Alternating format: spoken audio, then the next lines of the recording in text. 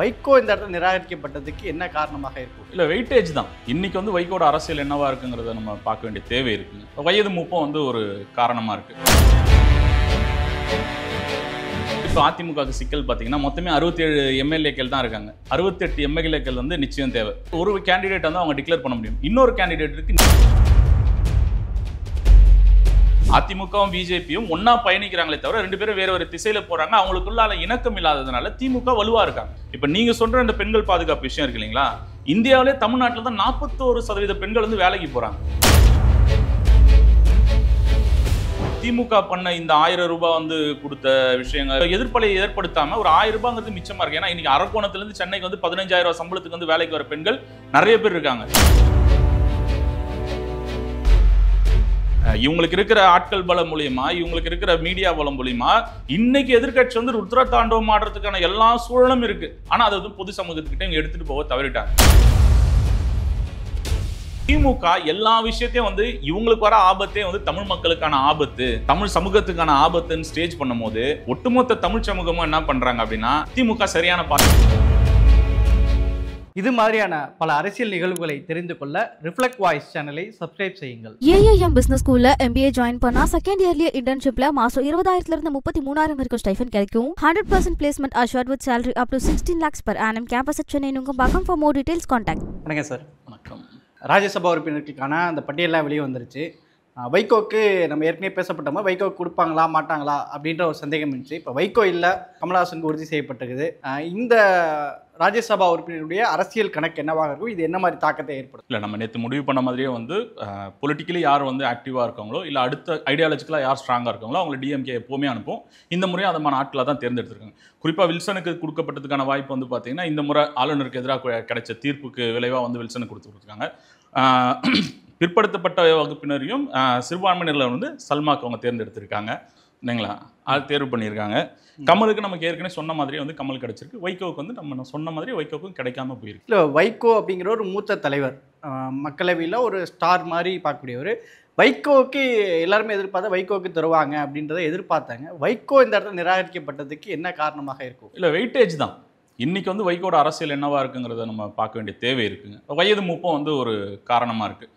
இன்னைக்கு ஒருவேளை வந்து வைகோக்கு இங்கே வலுவாக ஒரு ஆளாக இருக்காரு அப்படின்னும் போது வைகோக்கு கொடுக்கறதுக்கான தேவை இருந்ததுங்க. ஏற்கனவே ஒரு சீட் வந்து டிஎம்கே சார்பாக வந்து அவங்களுக்கு கொடுத்தாச்சு.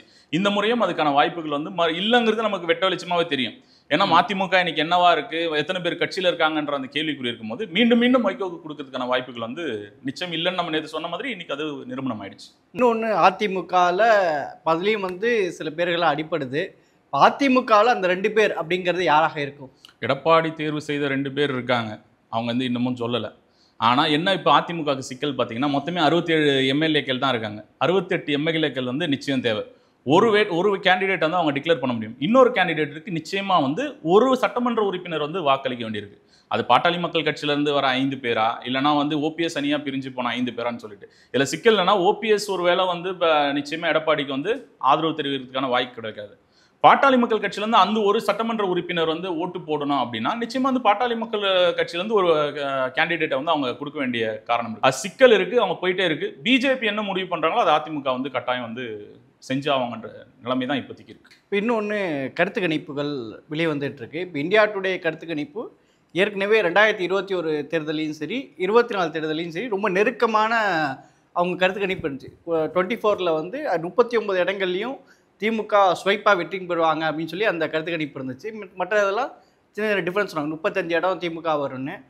இப்போ இந்தியா டுடே ஏற்கனவே 24 கொடுத்தபடி சரியாக இருந்தது. இப்போ இந்த தேர்தலுக்கு 26 தேர்தலுக்கும் சில கருத்து கணிப்புகள் வெளியே வந்திருக்குது. திமுக தான் அதிக அளவில் வெற்றி பெறுவாங்க, முன்னணியில் அவங்க தான் வருவாங்கன்னு சொல்லி சில காரணங்களை சொல்கிறாங்க. அந்த கருத்து கணிப்புல என்ன முகாந்திரங்கள் அடிப்படையில் சொல்லியிருக்காங்க? இல்லை, நம்ம வந்து முன்னாடியே நம்ம சொல்லிட்டே இருக்கோம், திமுக வந்து இன்டாக்டாக வந்து கான்க்ரீட்டான ஒரு கூட்டணியாக இருக்காங்கன்ற பார்க்கணும். நம்ம 2006 எலெக்ஷனில் வந்து திமுக வந்து அந்த நேரத்தில் வந்து ஜெயிச்சதுக்கான காரணம் பார்த்தீங்கன்னா அந்த பகுதி வரைக்கும் வந்து என்னவா வந்து அவங்க ஆட்சி அதிமுக நடந்த ஆட்சி, அப்போ நடந்த சுனாமி, இந்த காரணங்கள்லாம் பார்க்கணும். 2011 திமுக ஆட்சியை பறிகொடுத்ததுக்கான காரணம் குடும்ப ஆட்சி. இவங்க வந்து சன் பிக்சர்ஸ் மூலியமான நிறைய படங்களை வந்து மிரட்டி வாங்கினது, மதுரையில் வந்து தினகரன் அலுவலகம் எரிப்பு, இப்படி வந்து பொது சமூகம் வந்து ஒரு எதிர்ப்புலேருந்து பொது சமூகத்துக்கிட்டே வந்து உருவாயிடுச்சு. திருப்பி வந்து 2016 இந்த 21க்கான ஆட்சி வந்து நிலையான ஒரு தலைவர் இல்லாம அதிமுக வந்து ஸ்ட்ராங்கான ஒரு தலைவர் இல்லாதது, எல்லாத்துக்கும் வந்து டெல்லி கிட்ட கேட்டு இவங்க வேலை செஞ்சது, இவங்களுக்குள்ளே யார் தலைவர்ன்றதை வந்து இவங்களே தீர்மானிக்காதது, இது எல்லாத்தினுடைய விலையை வந்து திமுக வந்து அதை வந்து கல்டிவேட் பண்றாங்க. இப்போ திமுக ஆட்சி போவதற்கான இந்த மாதிரியான புறச்சூழல்கள் எதுவுமே வந்து திமுகவுக்கு இல்லைங்கிற பொது காரணிகளா இப்ப இவங்க சொல்ற சட்டமன்ற சட்ட ஒழுங்கு பிரச்சனையாக இருக்கட்டும், இல்லைன்னா வந்து டாஸ்மாக் ஊழலாக இருக்கட்டும், இது நேரடியா வந்து இப்ப திமுகவுக்கு எந்த பாதிப்பையும் பொதுமக்கள் கிடத்துல ஏற்படுத்தல. இப்ப 2001 எலெக்ஷன்ல வந்து ஜெயலலிதா ஜெயிச்சாங்க இல்லைங்களா, அப்போ பார்த்தீங்கன்னா கடுமையான பிரச்சனையெல்லாம் நடந்துட்டு இருந்தது. 92 எலெக்ஷன்ல ஜெயலலிதா ஜெயிச்சப்போ அவங்க மகன் நடத்தின அந்த திருமணம் ஆகட்டும், வளர்ப்பு மகன் திருமணம் ஆகட்டும், இவங்க பண்ண டான்சி வழக்காகட்டும், இதெல்லாமே பொது சமூகத்தில் என்னன்னா இவங்க ஒரு ஊழல்வாதிகள் அப்படின்ற ஒரு கட்டமைப்பை வந்து ஏற்படுத்துது. அந்த மாதிரி ஒரு புறச்சூழல் வந்து இப்ப ஏற்படலை. திமுகவுக்கு வந்து அந்த மாதிரி ஒரு புறச்சூழல் மக்களிடத்துல இல்ல மக்களிடத்துல இல்லைங்கிறது ஒரு காரணமா, இல்ல அந்த இந்தியா டுடே கருத்து கணிப்புல வந்து எதிர்க்கட்சிகள் வலிமையாக இல்லை, ஒரு ஒற்றுமை இல்லை அப்படின்றதுன்னு காரணம். இன்னைக்கு நயினார் நாகேந்திரன் சொல்றாங்க எதிர்க்கட்சிகள் எல்லாம் ஓரணியில் இணைய வேண்டும் அப்படிங்கிறாருங்க. அதுக்கு திரும்ப வந்து திரும்ப அதுக்கு வந்து பதில் சொல்றாங்க. இவங்க சொல்றதுல என்ன தெரியுது, திமுகவும் அதிமுகவும் பிஜேபியும் வந்து ஓரணியில் இல்லைன்றது இவர் சொல்றது மூலியமா தெரியுதுன்னு. இவங்க ரெண்டு பேரும் ஒரே படகுல இருக்காங்களே தவிர ஒரே திசையில போல. அதிமுகவும் பிஜேபியும் ஒன்னா பயணிக்கிறாங்களே தவிர ரெண்டு பேரும் வேற ஒரு திசையில போறாங்க. அவங்களுக்குள்ள இணக்கம் இல்லாததுனால திமுக வலுவா இருக்காங்க. அப்படிதான் நம்ம புரிஞ்சுக்கணும். இல்லை, இப்போ இன்னொன்று என்னன்னா, இப்போ திமுக கூட்டணியில் இப்போ இந்த ஆட்சி இருக்குது, இதில் சட்ட ஒழுங்கு பிரச்சனை இருக்குது, சட்ட ஒழுங்கு பிரச்சனை பெரிய அளவில் எழுப்புறாங்க, பெண்களுக்கு பாதுகாப்பற்ற சூழல் இருக்குது அப்படிங்கிற பிரச்சனைகளை எழுப்புறாங்க, சொத்து வரி உயர்வு, பால் விலை, இதெல்லாம் மக்களுடைய அடிப்படை பிரச்சனைகள் இருக்குல்ல, இது எதுவுமே ஒரு தாக்கத்தை ஏற்படுத்தாது. அதுதாங்க, அது ஸ்டேஜ் பண்ண வேண்டியது எதிர்க்கட்சிங்க. இப்போ ஜெயலலிதா இருக்கும்போது பார்த்தீங்கன்னா 1,76,000 கோடின்னு மட்டும் போட்டு எதுவுமே ஒட்டலை. வெறும் 1,76,000 கோடின்னு போட்டு போஸ்டர் மட்டும் தான் ஒட்டினாங்க. அதனோட விலை வந்து 2011 நீங்க வந்து குறிப்பா அது வந்து 2011 இடத்துல குறிப்பா வந்து இந்த கரண்ட் போனது, மின்வெட்டு ஒரு பெரிய ரோல் இருந்தது. அப்போ அந்த மாதிரி பல காரணங்கள், அது ஒண்ணு மட்டுமே காரணம் கிடையாதுங்க. திமுக அந்த நேரத்தில் பண்ண அராஜக ஆட்சி, அது எல்லாமே 2009 நடந்த ஈழ இன படுகொலை, இது எல்லாமே சேர்த்து பொது சமூகத்துக்கிட்ட அந்த திமுக மேல வந்து ஒரு வெறுப்பரசியலை வந்து உருவாக்கிச்சு. இப்ப நீங்க சொல்ற இந்த பெண்கள் பாதுகாப்பு விஷயம் இருக்கு இல்லைங்களா, இந்தியாவிலே தமிழ்நாட்டில் தான் 41% பெண்கள் வந்து வேலைக்கு போறாங்க. இந்தியாவிலே முன்னணியா தமிழ்நாட்டில் தான் வேலைக்கு போறாங்க. ரெண்டாவது, திமுக பண்ண இந்த 1000 ரூபாய் வந்து கொடுத்த விஷயங்கள், விடியல் பயணம் சொல்ற விஷயங்கள், இதெல்லாம் பார்த்தீங்கன்னா பொது சமூகத்தில் ஒரு சின்ன ஒரு எதிர்ப்பலை ஏற்படுத்தாம ஒரு 1000 ரூபாங்கிறது மிச்சமா இருக்கு. ஏன்னா இன்னைக்கு அரக்கோணத்திலிருந்து சென்னைக்கு வந்து 15,000 சம்பளத்துக்கு வந்து வேலைக்கு வர பெண்கள் நிறைய பேர் இருக்காங்க. புறநகர்ல இருந்து சென்னைக்கு வர பெண்கள் நிறைய பேர் இருக்காங்க. புறநகர்ல இருந்து நகரத்துக்கு வர பெண்கள் நிறைய பேர் இருக்காங்க. அப்போ ஒரு மந்த்லி மாத பயணச்சீட்டு எடுக்க வேண்டிய செலவு வந்து இந்த 1000 ரூபாயில கரைஞ்சு போயிடுது. அந்த 1000 ரூபாய் மிச்சம் ஒரு பால் கொடுக்கலான்ற நிலைமை வந்து பொதுமக்கள் கிட்ட வந்து இருக்கு. இந்த அரசு விடியல் பயணமாக இருக்கட்டும், இல்லை இந்த 1000 ரூபாய் இருக்கட்டும். இப்போ எதிர்க்கட்சிகள் இதுல செய்ய தவறின விஷயம் என்னங்கன்னா, திமுக பண்ற அளவுக்கு இவங்களுக்கு வந்து விஷயங்கள் வந்து ஸ்டேஜ் பண்ண தெரியல. எப்படி வந்து அது ஒரு பொது சமூகத்துக்கிட்ட எடுத்துட்டு போறாங்களோ அந்த மாதிரி எதிர்க்கட்சி வந்து பொது சமூகத்துக்கிட்ட எடுத்துட்டு போற திராணி வந்து எதிர்க்கட்சிகள் கிட்ட இல்லாம இருக்கு. எவ்வளோ விஷயங்கள்ல இவங்க வந்து பண்ணிருக்க முடியும். இவங்களுக்கு இருக்கிற ஆட்கள் பலம் மூலியமா, இவங்களுக்கு இருக்கிற மீடியா பலம் மூலியமா இன்னைக்கு எதிர்க்கட்சி வந்து ருத்ர தாண்டவம் ஆடுறதுக்கான எல்லா சூழலும் இருக்கு. ஆனா அது வந்து பொது சமூகத்துக்கிட்ட இவங்க எடுத்துட்டு போக தவறிட்டாங்க. அது திமுகவுக்கு வந்து மிகப்பெரிய பலமா இருக்கு. இன்னொன்னு, இவங்க சொல்ற இன்னைக்கு வந்து போராட வேண்டியவங்க யாருன்னு பாத்தீங்கன்னா இடதுசாரிகளும் முற்போக்கு சிந்தனையாளர்களும் இவங்க தான் இருப்பாங்க. இடதுசாரிகளும் முற்போக்கு சிந்தனையாளர்களும் யார் பக்கம் இருக்காங்கன்னு நீங்க பார்க்க வேண்டியிருக்கு. அப்ப யார் போராடணுமோ அவங்களே வந்து இந்த கூட்டணியில இருக்கிறதுனால எதிர்க்கட்சி வலுவிழந்து இருக்குங்கிறாங்க. இல்லை, இப்போ திமுக கூட்டணி இந்த அளவுக்கு இன்டாக்டா இருக்கிறதுக்கு காரணம் ஒன்று அதனுடைய கூட்டணி வலிமையா அல்லது எதிர்க்கட்சிகளுடைய உதிரித்தன்மையா, என்ன முதன்மையானது எதா இருக்கும்? இல்லை, நம்ம கலைஞர் காலத்துலேருந்து நீங்கள் பார்த்தீங்கன்னா அவங்க வந்து கலெக்டிவ் ஆஃப் ஐடியாஸ்ன்றது கலைஞர் காலத்துலேருந்து வச்சுட்டு இருக்காங்க. இது வரைக்கும் திமுக வந்து தன்னிச்சையாக போட்டிட்டு எந்த எலெக்ஷன்லையும் வந்து ஜெயிச்சது கிடையாது. அவங்க கூட வந்து இடதுசாரிகளோ இல்லைனா வந்து பிற்படுத்தப்பட்ட வகுப்பை சார்ந்த இஸ்லாமியர்களோ இல்லைனா வந்து முற்போக்கு சிந்தனையாளர்களோ இப்படியான கூட்டணியை தான் அவங்க வந்து அமைப்பாங்களே தவிர சாதியை முன்னிறுத்தியோ மதத்தை முன்னிறுத்தியோ அவங்களோட கூட்டணிகள் வந்து அமைந்தது கிடையாது. தமிழ்நாடோட நிலப்பரப்பு நீங்கள் குறிப்பாக பார்க்கும்போது நேரடியாக வந்து சாதியவாதத்தை தூக்கி பிடிச்சோ இனவாதத்தை தூக்கி பிடிச்சோ இல்லை மொழியை அடிப்படையாக மேலே வச்சோ அப்படிங்கிற அரசியல் வந்து இங்கே வந்து எடுபடாது. அந்த ஓர்மைன்றது இங்கே வந்து எடுபடாது. இவங்களுக்கு தேவை ஒரு தலைவர். இப்போ திமுக வந்து கான்கிரீட்டான ஒரு தலைவர் இருக்காரு, அடுத்த கட்ட தலைவரையும் வந்து அவங்க உருவாக்கிட்டாங்க. இப்போ அதே மாதிரி அதிமுக நீங்க பார்க்க வேண்டியிருக்கு இல்லைங்களா, அதிமுக யாரும் வந்து அடுத்த கட்ட தலைவர்னு பார்க்கணுங்க. அப்போ எதிர்க்கட்சி வந்து வலு இல்லாம இருக்குங்கிறது வந்து மக்களுக்கு வந்து ஒரு இன்னைக்கு எனக்கு முதல்வர் தான் எனக்கு தேவை. நான் தேர்ந்தெடுக்க போது வந்து முதல்வர், அந்த முதல்வர் யாரா இருக்கணும்னு பாக்குறாங்க, கான்கிரீட்டா இருக்காங்களான்னு பாக்குறாங்க. ரெண்டாவது நம்ம அடிக்கடி சொல்ற விஷயம் என்னன்னா, திமுகல வந்து இன்னைக்கு ஒரு 10 பேரை நீங்க வந்து இப்படி சொல்லிட முடியும். நீங்க திமுகல இருக்க அடுத்த கட்ட தலைவர்களையோ இல்லைன்னா வந்து சட்டமன்ற உறுப்பினர்களோ இல்ல அமைச்சர்களையோ ஒரு 10 பேரை வந்து நீங்க பட்டியலிட முடியும். ஆனா அது மாதிரி எதிர்க்கட்சியில் உங்களால பட்டியலிட முடியாதுங்கிறானோ. அப்போ அது எல்லாமே வந்து மக்களிடத்துல ஒரு சந்தேகத்தன்மையை தான் வந்து ஏற்படுத்தும். இவங்க வந்து நிச்சயமா எதிர்க்கட்சிகள் என்ன பண்ணிருக்கணும், இந்த இடத்துல ருத்ர தாண்டவம் ஆடுறதுக்குன்னு எல்லா சூழ்நிலையும் இருக்கும் போது அதை கோட்டை விட்டுட்டு இருக்காங்க எதிர்க்கட்சிகள். இல்லை, இப்போ இதில் வந்து இப்போ அந்த இந்தியா டுடேயோட கருத்து கணிப்புலேயே ஆளுநர் விவகாரம், மத்திய அரசுடைய எதிர்ப்பு, இதெல்லாம் வந்து ஒரு மெயின் ரோல் பண்ணியிருக்கு அப்படின்ற மாதிரி அந்த கருத்து கணிப்பில் சொல்கிறாங்க. ஒரு இப்போ சட்டமன்ற தேர்தலில் பிஜேபி எதிர்ப்பு அப்படிங்கிறது ஒரு மெயின் ரோலாக 26ல் இருக்குமா? நிச்சயமா இருக்கும். நீங்க அதாவது இங்க வந்து பாத்தீங்கன்னா 67ல இருந்தே பாத்தீங்கன்னா அந்த இந்திய எதிர்ப்புன்ற மனப்பான்மை ஊறி போயிருக்குங்க. தனிநாடு கோரிக்கைன்றது ஊறி போயிருக்குங்க. இந்திய பேசும் அமைச்சர்களோ இந்தி பேசும் பிரதமரோ நம்ம வந்து ஓவர் ரூல் பண்றது வந்து இங்க யாரும் வந்து ஏத்துக்கிறது கிடையாது.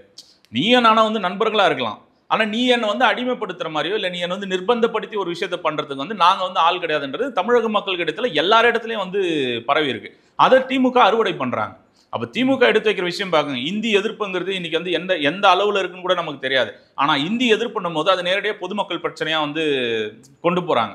இவங்க எதிர்த்தரப்புல வந்து அதுக்கான விளக்க உரையோ இல்லைன்னா வந்து அதை நியாயப்படுத்துறதுக்கோ இல்லைன்னா அது எந்த விஷயமும் வந்து எதிர்த்தரப்புல வந்து பண்ணவே கிடையாது. ஆனா திமுக எல்லா விஷயத்தையும் வந்து இவங்களுக்கு வர ஆபத்தே வந்து தமிழ் மக்களுக்கான ஆபத்து, தமிழ் சமூகத்துக்கான ஆபத்துன்னு ஸ்டேஜ் பண்ணும் போது ஒட்டுமொத்த தமிழ் சமூகமும் என்ன பண்றாங்க அப்படின்னா திமுக சரியான பாதையில தான் போயிட்டு இருக்காங்க, அதிமுக அதுக்கு கேப்பபலான ஆள் கிடையாது.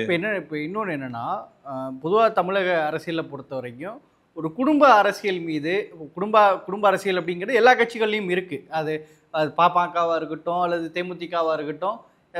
இப்போது அதிமுகவில் எடுத்துக்கிட்டிங்க கூட சில அதனுடைய அமைச்சர்களுடைய பசங்களாக இருக்காங்க. ஆனால் குடும்ப ஆட்சி அப்படிங்கிறது பொதுவான மக்கள் இடத்துல ஒரு எதிர்ப்பு இருக்கிறதா பார்க்க முடியுது. ஏன்னா இது 3வது தலைமுறையாக இந்த திமுகவில் இருக்குங்கிறத பரப்புரை தொடர்ந்து வச்சிட்டு இருக்காங்க. உதயநிதி அவர்கள் துணை முதல்வர் ஆகப்பட்டது, உதயநிதிக்கு அதிக முக்கியத்துவம் கொடுக்கறது, ஒரு குடும்பம் மட்டும்தான் ஆட்சி செய்யுது அப்படிங்கிற அந்த பார்வை உதயநிதி இந்த முன்னிறுத்தப்படுவது இந்த தேர்தலில் ஒரு எதிரொலிப்பு இருக்குமா? நிச்சயமா கிடையாது. நிச்சயமா அது இல்லை. நம்ம பார்த்த வரைக்கும் அப்படி இல்லைங்கிறேன். ஏன்னா குடும்ப அரசியலுங்கிறது வந்து எந்த இடத்துல நம்ம வெட்ட வெளிச்சமா தெரிஞ்சிருக்கோன்னா, ஜெயலலிதா ஆட்சி காலத்தில் நீங்க பார்த்தீங்கன்னா வந்து சசிகலா வந்து ஒரு பெரிய ரோல் எடுத்தாங்க. சசிகலா சம்மந்தப்பட்ட எல்லா ஆட்களுமே எல்லா இடத்துலையும் இருப்பாங்க. நேரடியாகவே வந்து நிலத்தை அபகரித்து பறிக்கிறது, நிலத்தை இது பண்ணுறது, அது எல்லாமே வந்து அந்த இடத்துல நடந்தது. இதை வந்து திமுக வந்து ஈஸியாக வந்து ஸ்டேஜ் பண்ண முடிஞ்சது அவங்களால. இப்படி வந்து ஒரு நிழல் அரசியல், நிழல் தலைவர் வந்து ஒருத்தங்க வந்து பண்ணிட்டு இருக்காங்க அப்படின்னு சொல்லிட்டு.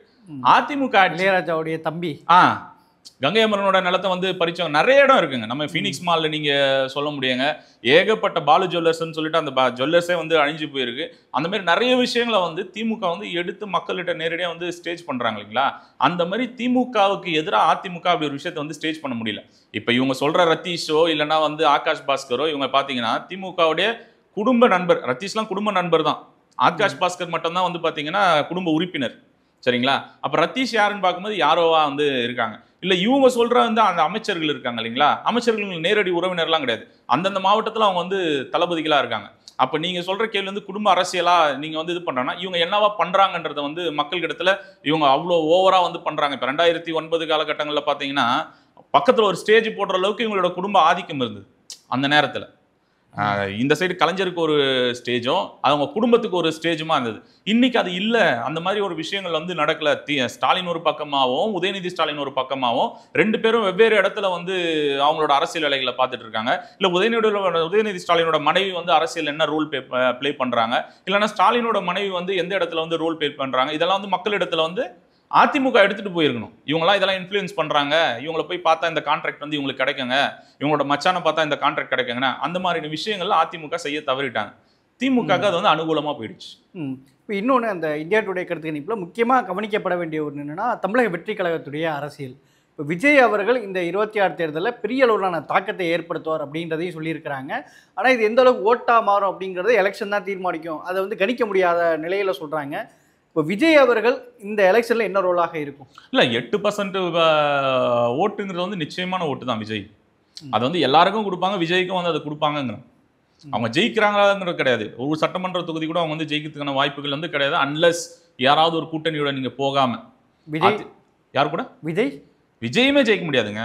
அப்படி ஒரு தனி நபர்லாம் வந்து ஜெயலலிதாவே தோத்த ஊருங்க இது, காமராஜர் தோத்த ஊருங்க. அதனால வந்து அப்படிலாம் வந்து ஒருத்தர் வந்து கன்சிஸ்டன்ஸாக ஜெயிச்ச ஒரே ஆள் வந்து கலைஞர் மட்டும்தான், வேற யாருமே வந்து இங்கே ஜெயிச்சதெல்லாம் கிடையாதுங்க. அப்படி ஒரு கூட்டணி போகாத பட்சத்தில் இவங்க ஓட் பர்சன்டேஜ் வந்து ப்ரூவ் பண்ண முடியும், அவ்வளவுதானே தவிர வந்து பெரிய தாக்கத்தை. இப்போ விஜயோட என்ட்ரி யாருக்கு வந்து பின்னடைவு ஏற்படுத்துன்றது தெரியுங்க. விஜய் வந்தாருன்னா யாரோட ஓட்டை பிரிப்பாருங்கிறது தெரியும். இங்கே புது அரசியலுக்கு எல்லாருக்குமே வந்து ஓட் போட ரெடியாக தான் இருக்காங்க, யார் புதுசாக வந்தாலும் அவங்களுக்கு ஓட் போட ரெடியாக இருக்காங்க. அப்போ அந்த 8% வாக்கு வந்து நிச்சயமாக வந்து விஜய்க்கு வந்து விழுறதுக்கான வாய்ப்பு அதிகம் இருக்குது. நாம் தமிழர்களுக்கான ஓட்டு வந்து இதுல இருந்து குறையும். நம்ம முன்னாடி இந்தியா டுடேவுடைய கருத்து கணிப்புகள் வருது. இப்போ அதில் வந்து பல கட்சிகள் இருக்காங்க, திமுக, அதிமுக, தமிழக வெற்றி கழகம் இதெல்லாம் இருக்குது. இப்போ நாம் தமிழர் அப்படிங்கிற ஒரு கட்சியே வந்து அந்த கருத்து கணிப்பில் இல்லை. ஸோ இது வந்து என்னென்னா ஒரு திமுகவே உருவாக்கப்பட்ட ஒரு கருத்து கணிப்பா அப்படின்ற மாதிரி, இது கருத்து கணிப்பா கருத்து திணிப்பாங்கிற ஒரு பார்வை வைக்கப்படுது. நாம் தமிழர் ஒரு கருத்தில் அந்த கணிப்பிலே பெருசாக இல்லாததாக பார்க்க முடியுது. நாம் தமிழர் இல்லாமல் இந்த கருத்து கணிப்பை மொத்தமாக எப்படி பார்க்குறது? இல்லை, நம்ம வந்து நேரடியாக நீங்கள் பார்க்கும்போது யார் இப்போ வந்து அந்த ஃபோர்ஸ் சென்டர் ஃபோர்ஸ்னு வந்து நம்ம பார்க்க வேண்டியிருக்கு. எல்லா எலெக்ஷன் இந்த எலெக்ஷன் யாரை தேர்ந்தெடுக்க போகிறாங்க அப்படின்னு பார்க்க வேண்டியிருக்குங்க. எந்த இடத்துல வந்து நாம் தமிழர் வந்து அந்த ஓட் சதவீதத்தை வந்து பூர்த்தி பண்ணாங்கன்னு பார்க்கணும். ஜெயலலிதா இருக்கும் போதோ கலைஞர் இருக்கும் போதோ நாம் தமிழர் அந்த ஓட் பர்சன்டேஜ் வந்து ப்ரூவ் பண்ணியிருந்தாங்கன்னா ரைட். இன்னைக்கு வந்து அந்த மாதிரி பெருந்தலைவர்கள் இல்லாத ஒரு காலத்தில், ஒரு வலுவான வந்து ஒரு எதிர்கட்சியாகவோ இல்லை வலுவான ஒரு ஆளுங்கட்சியாக இல்லாத காலத்தில் புதுமுகங்களுக்கான வாய்ப்புகள் வந்து கொடுத்துட்டே தானே இருக்காங்க மக்கள்.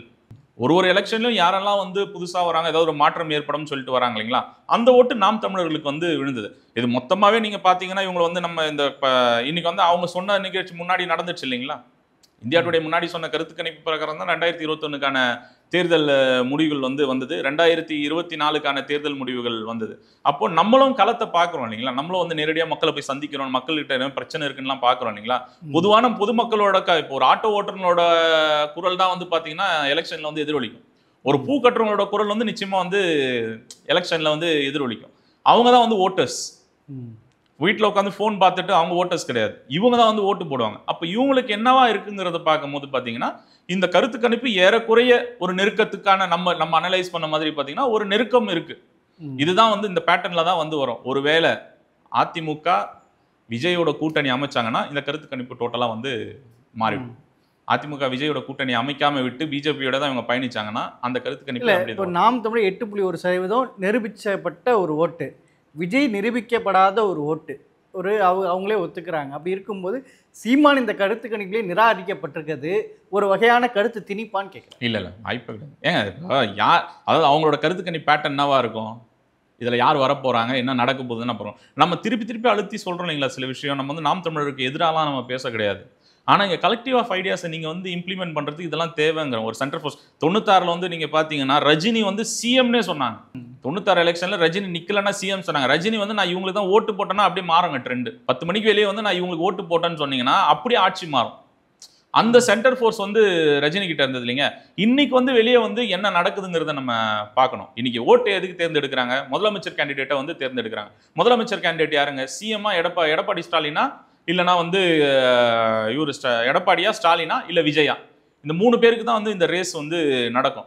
ஏன்னா ஓர்மை பேசலை இந்த 3 கட்சியும். பார்த்தீங்கன்னா நான் மட்டும்தாங்கிறத வந்து பேசலை, ஆட்சியிலும் பங்கு அதிகாரத்திலும் பங்குங்கிறத வந்து விஜய் பேசுறாருங்க. அப்போ எல்லாரையும் அரவணைச்சு போகிறதுக்கான வாய்ப்புகள் வந்து விஜய்க்கு வந்து அதிகமாக இருக்கும். இன்னைக்கும் கூட பல கட்சிகள் வந்து விஜயோட ஓட் பர்சன்டேஜ் ப்ரூவ் ஆயிடுச்சுன்னா இமீடியட்டாக அவர் கூட அடுத்த எலெக்ஷனை சந்திக்கிறதுக்கு வந்து தயாராக தான் இருப்பாங்க. அதை வந்து தவிர்க்கவே வந்து முடியாது. ஒரு சென்டர் ஃபோர்ஸா வந்து விஜய் வந்து நம்ம வந்து தவிர்க்க முடியாத ஒரு இடத்துல தான் இருக்கும். அரசியலா எதுவும் கிடையாது, சித்தாந்தமா ஒன்றும் கிடையாது.